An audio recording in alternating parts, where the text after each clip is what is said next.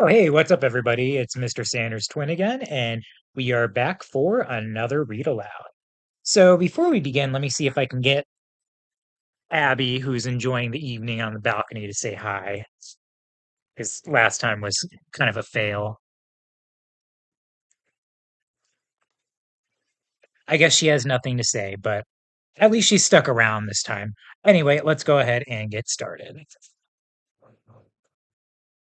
Chapter 17. Carol scrunched her eyes tightly closed as they moved through the mist. The ambient sounds changed radically as they passed into the heart of Meatlan. It sounded like they were now outdoors in some corner of the human world with wide, spacious skies above them. She opened her eyes and was greeted not with the absolute darkness she had feared, but with an amazing otherworldly landscape. Above them, seemingly hundreds of feet away, the impossibly thick roots arched through the sky, as if Miquelon lay beneath some cosmic tree. Between the roots peeked trillions of gorgeous stars, their ancient light illuminating her surroundings more than the gloomy gray of the nine deserts had ever done. Before them, the mist-shielded core of Miquelon was dominated by a mind-boggling structure, a fortress formed of red crystal that jutted insanely this way and that in defiance of any human notion of symmetry or aesthetics. The complex sported twisted spires that nearly touched the roots above, and it sprawled for what seemed miles in all directions. The black road terminated at a vast opening that gaped like a hungry maw. Carol's heart ached suddenly as it hadn't in some time. She's in there. Johnny squeezed her hand and then let go. Yeah, I can feel her too. Let's go save her, no? As they began to move towards the fortress, a huge parliament of owls fluttered out of its crevices to settle all around them, hemming them in. Huge lechuzas and smaller tecolotes cocked their heads silently and wouldn't move aside. When Johnny tried to push some out of the way with his foot, a group of them lifted into the air before him, hovering in silent menace, talons at the ready. Dude, what the heck? I wonder. Maybe if we shift into flying creatures, we can just go above them. Sounds like a good idea, but then they might see us as even more of a threat. I don't know about you, but I'd rather not spend a lot of time fighting a horde of owls right now. Bigger fish and all. Yikes, excuse the mixed metaphors. Without warning, the wall of owls parted and a strange beast approached, a sort of were-owl. A huge avian head atop a feathered humanoid body, its legs bent like a bird's, and ending in an enormous talons, its arms vast wings that presently hung somewhat like a feathered cape. It jerked forward with a strange strutting step and regarded them, hostility and violence in its eyes. Ah, hell no. Johnny took his own owl feather in his hand. Johnny, no, don't antagonize the. As usual, he didn't listen to her. Instead, he shifted partially, imitating the being's form to a great degree. You're not the only one with a sharp beak, bro, he muttered gutturally. Foolish shifter, replied the were-owl with a hollow, reedy voice. I have worn this form for longer than your weak race has walked the earth, ever since the third age, when rains of flame effaced the world. Do you actually expect I will be in the slightest intimidated by your mocking me? Probably not, but just so you know, I'm not intimidated by how super old you are, dude. Who freaking cares if you've been eating birdseed for a million years? I'll still kick your feathered butt if you don't get out of the way. For what purpose do you approach Jakuna McLan? Johnny laughed. Jakuna McLan? ¿Qué onda, homie? Is this where Rasa go when they die? Insolent jib. Speak not with disrespect of Jakuna McLan, the mighty halls of death. So that's the name of this fortress. Carol broke in, trying to diffuse the tension. Indeed, within its dark, blood-tinged depths, souls find their final extinction. But you are living humans, and you cannot pass. Oh, yeah? Johnny's voice was a snarl. And who's going to stop us, huh?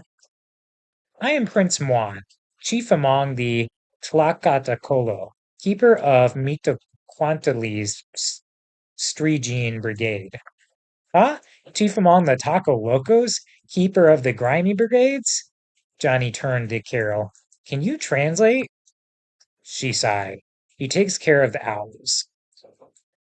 Ah, he made a dismissive motion with one wing. Man, you dudes need to turn into TV shows or surf the internet or something. You talk like dead people. Oh, sorry. That's right. Visibly controlling himself, Prince Muan spread his wings slightly. You have yet to respond to my question. What brings you to this place? Carol didn't wait for Johnny to smart off again. We're here for our mother. She's in there. She motioned with her head towards the fortress. So that's where we're going. We've crossed all the required obstacles, Prince Juan, and I'm pretty sure that means we get an audience with Lord and Lady Death. So if you'll just have your brigade get out of our way, we'll go talk to them. Impossible, wench. They are greatly indisposed. Governing the underworld is no child's game, understand. They have not the time to entertain the sniveling requests of every. Let them approach. Two voices in unison uttered the words with enough volume that the Parliament of Owls actually shook, their feathers ruffled by the force of their ruler's command. The voices were spectral and monstrous, utterly inhuman and creaking with hoarse and eldritch harmonics that no 12-year-old should have ever have to hear. Carol's mind buckled at the mere thought of looking on the beings who had spoken. Juan ducked his head in obeisance. As you please, great ones, Shalom, Chabi. Move aside. The two of you as well, Jeriquan and Kakix. The screech owls that blocked their way wheeled off to dusky recesses in the crystalline walls of the Chacunamaclan. Prince Juan made a sweeping gesture with his right wing. Proceed. If your offerings do not satisfy my sovereigns, we'll have occasion to speak one final time before I feast on your eyes. Okay, that wasn't awkward, Johnny smirked as he returned to his human form. Come, Carol, let's leave this loser behind us. Oh, we have a question to answer. The first of actually only three questions is why are Johnny and Carol able to pass through the hours? You'll find the answer in this part right here. Let them approach. Two voices in unison uttered the words with enough volume that the Parliament of Owls actually shook. If you'd like a sentence starter, you can use they are able to pass because blank. Okay, let's move on. They crossed the remaining distance between them and the entrance, around which scenes of death had been etched into the crystals. Bats flitted in and out of the darkness, twittering and diving at black beetles.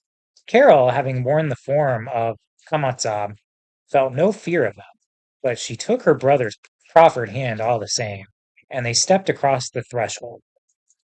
Inky blackness surrounded her, so she shifted just her eyes and let her wolf vision pierce the dark. They were proceeding along a corridor whose shape and dimensions varied unpredictably. At times, the ceiling loomed yards above them. At others, it was just inches away. The walls closed in at them and then receded. No human mind designed this crazy place, Johnny muttered, glancing at her with feline eyes. No, an ancient sociopathic god did, and he's got our mom. Johnny just grunted in reply, for the corridor had come to an end, emptying into a staggeringly cavernous hall, lit by blue will-o'-the-wisps hanging suspended in the air. Ranged along the sides, standing at ready between unevenly spaced stalagmites, were hundreds of skeletons, each clutching a spear, club, or scythe. Their eyes glowed with the same blue fire that flickered above. Several turned their skulls to regard Carol, and the nape of her neck prickled with fear. But the garrison of Calicos only worried her for a moment. In the distance, she could dimly see two figures. Come closer, they urged in frightening voices. Snakes and scorpions skittered frantically across the floor at the sound. Gripping Johnny's hand more tightly, Carol kept putting one foot in front of the other. She slipped her free fingers into her pocket and felt for the bag of jewels. Oh, thank God. The sooner we get this over with, the better. Having faced the Agilop, she thought she would be prepared for Lord and Lady Death. She was not. The closer she came to them, the more oppressed she became by thick swirling Sawali, as if these sovereigns of Mictlan exuded that dark magic. Her stomach twisted into knots at the sickly sweet smell of blood and flowers. The rulers of the underworld struck real horror in her soul. Seated on thrones molded from human bones, Lord and Lady Death loomed gigantic, nearly twice the height of a normal man and woman. He was gaunt and gray, his parchment skin pole topped across wiry muscles and his abdomen so deeply sunken, Carol could make out the outline of his spine. He wore a simple breechcloth, white with a single blue line at the fringed red edge, which was clearly dripping blood. His gnarled thin legs were bare, but his splayed feet were fitted with black sandals. Draped across his shoulders was a tilma cape, bone white with the same turquoise stripe and fringe as his breechcloth. The cape was spattered with blood, which formed mind-twisting patterns as Carol stared. Round his neck was a yoke necklace of silver and turquoise from which small gold-plated human skulls hung. Above this yoke, the skin of his lower jaw had been peeled away, exposing the bone. Though the rest of his face had flesh, it had worn thin and rotted in places, and his eyes were glowing red points in a circle of black. Atop his skull sat an extravagant headdress, formed of owl feathers and silver. From each side jutted a vicious-looking spike. His companion was a more familiar sight to Carol, though not less frightening as a result. She wore a red repealed blouse and skirt, and around her neck was a chain from which dangled human hands and skulls, small enough that Carol suspected they belonged to children. Her face was a fleshless skull over which she had draped a black mantle that extended past her knees. It glittered with silver stars. In one bony hand, she grasped a black orb, and the other, a sickle. La Santissima Muerte, thought Carol, dressed like a twisted copy of the Virgin of Guadalupe, a mockery of Tonatzin. She'd seen the image tattooed on arms and legs, displayed on t-shirts and truck windows. Not just an Aztec deity, Godmother Death was worshipped in the 21st century in the twins' own hometown by people whose lives skirted the edge of normalcy, people for whom danger and death were occupational hazards. I wonder if they'd be so eager to kneel to her if they were standing right here. All right, let's answer that second question. Why is Lady Death more familiar to Carol than her partner? You'll find these details in this paragraph. La Santissima Muerte, thought Carol, dressed like a twisted copy of the Virgin of Guadalupe, mockery of Tonatzin. She'd seen the image tattooed on arms and legs, displayed on t-shirts and truck windows. If you need a sentence starter, you can use she is more familiar to Carol because. All right, let's finish up the read aloud and answer the last question. On the high backs of the thrones perch owls and bats. Before the lord and lady stood an obsidian basin. Between them, some 10 yards away, a narrow archway led to the unknown bowels of the underworld. Johnny stood still, holding on loosely to Carol's hand. Thankfully, it seemed he had no desire for sarcasm. Raising long, thin fingers tipped with black claws, the Lord of Death pointed to the twins. Behold, breathing children. Having overcome every obstacle, you stand before us. We who bear the titles Mictlan Tecutli and Mictlahuatl, King and Queen of Mictlan. You seek admittance to the deepest heart of our realm. Carol stammered.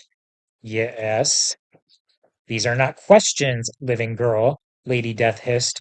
Forbear speaking until you are commanded. Mictlan Tecutli continued. Your purpose here is known to us.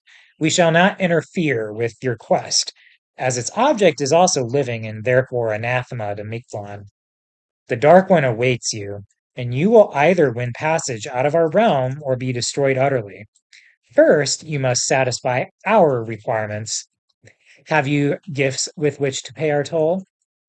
Swallowing heavily, Carol drew the little leather bag from her pocket and, releasing her brother's hand, walked to the basin in front of Lord Death's towering throne of bone. Pulling loose the drawstring, she poured the contents into the stone receptacle. The rubies, diamonds, emeralds, sapphires, and amethysts shined brightly and made a tinkling sound that felt distinctively out of place in that dark hall. Stepping back, she stared expectantly up at the giant, horrible face, choking back bile at the rank smell of rot that Mi'kwan Huatili exuded. The ruler of the underworld nodded once, satisfied. You may pass, Carolina Garza. What? What about my brother? He must pay his own price. Johnny finally spoke. But I lost my gems. Godmother Death snarled in disgust. Then you must offer other tender, churlish knave. Tax not our patience. Johnny grimaced and unslung his shield. This belonged to Huitzilopochtli. It's got to be valuable. I'll hand it over to you. Nothing stolen can you use, living boy. The black orb twisted like a living thing in her hand. Then what am I supposed to offer, huh? You want the cape? You want me to rescue my mom in my birthday suit, Cochina? Imbecile, I care not for baubles or bits of rock. There is something precious to me, however, flowing through your very veins. If you would pass between these thrones, you must spill some of your blood. Carol's stomach dropped. No, no, Johnny, don't. There's got to be another way. Don't worry, sis. I'll be all right. It's just little blood. I'll shift, heal, and be good as new. He got closer to the stone basin and looked up at the spectral queen of the dead. So, how does this work? In answer, she leapt from her throne and, suspended in the air above him, slashed at his left arm with her sickle, opening a long gash from wrist to elbow. Her orb floated free as she seized his hand with bony fingers and directed the flow of blood into the stone receptacle. Christ, that freaking hurt. You. Johnny stared at the rising level of red. That's enough, no? Let go of me already. Carol, without thinking, moved to intervene, but Miquaquatl released her brother before she had a chance to confront the goddess. Johnny collapsed to the floor, his face white. Shift, Johnny, shift! His body jerked and twisted, and soon the jaguar lay before her, growling weakly. Struggling to all fours, it bared its teeth at Lady Death. Save your crude insults for your own mother, knave. She deserves them more. Be that as it may, you have paid the toll. Be gone with you.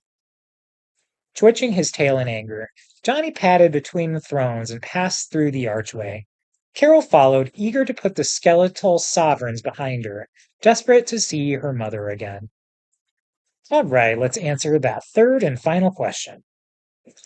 What happened to Johnny's gift, and what must he do as a result?